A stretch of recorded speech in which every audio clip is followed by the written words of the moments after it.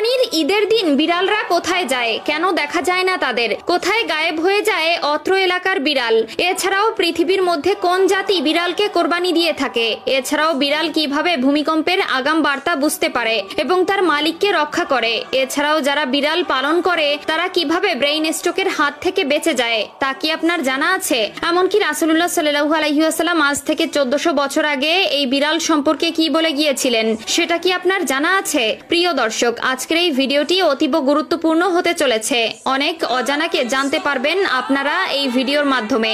তবে তার আগে যদি আপনি বিড়াল পছন্দ করেন কিংবা আপনার বাসায় বিড়াল থেকে থাকে তবে খুশি মনে কমেন্ট করবেন আলহামদুলিল্লাহ, এবং এই আলহামদুলিল্লাহ বলার কারণটাও এখন আমি ব্যাখ্যা করব। প্রিয় দর্শক, আমরা সকলেই জানি প্রিয় নবী সাল্লাল্লাহু আলাইহি ওয়াসাল্লাম বিড়াল ভালোবাসতেন।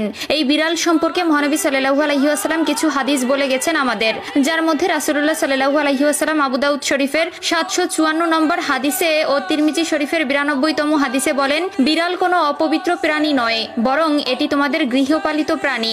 এছাড়াও রাসূলুল্লাহ সাল্লাল্লাহু আলাইহি ওয়াসাল্লাম আমাদেরকে বিড়ালের প্রতি দয়া করা নিয়ে একটি ভয়ানক হাদিস বলে গেছেন, যেটা সহিহ বুখারীর হাদিস নম্বর 3318 এবং সহিহ মুসলিমের হাদিস নম্বর 5717তে বলা হয়েছে, একবার রাসূলুল্লাহ সাল্লাল্লাহু আলাইহি ওয়াসাল্লাম এক মহিলার কথা উল্লেখ করলেন যে একটি বিড়ালকে বন্দী করে রাখায় তার উপর আযাব হয়েছিল, কারণ সে বিড়ালটিকে খেতে দেয়নি এবং মুক্তও করেনি যাতে নিজের খাদ্য সংগ্রহ করতে পারে। এছাড়াও আধুনিক গবেষণায় উঠে এসেছে যারা বিড়াল পালন করে বিড়ালকে ভালোবাসে ব্রেইন স্ট্রোক এবং হার্ট অ্যাটাকের সংখ্যা কমে যায়।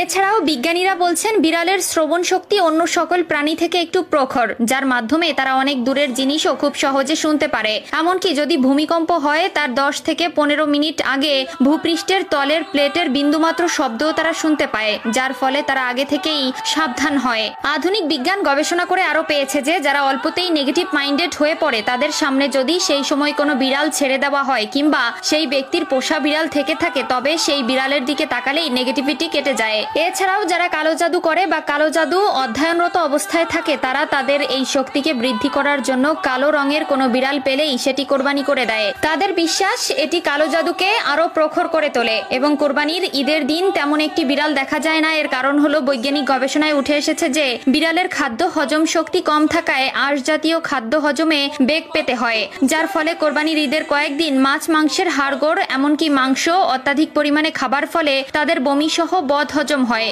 এবং তখন তাদের কাঁচা সবুজ ঘাস খাওয়ার প্রয়োজন পড়ে, যার ফলে তারা লোকালয় ছেড়ে নির্জন এলাকায় ঢুকে ঘাস খায় এবং বিশ্রাম নেয়। তাই প্রিয় দর্শক, বিড়ালের এত গুণাগুণ জানার পরেও যদি কেউ বিড়ালকে ঘৃণা করে তবে সে মূর্খ ছাড়া আর কিছু নয়। তাই তাদের বিড়াল পছন্দের বা যাদের বাসায় বিড়াল আছে তারা একবার কমেন্টে আলহামদুলিল্লাহ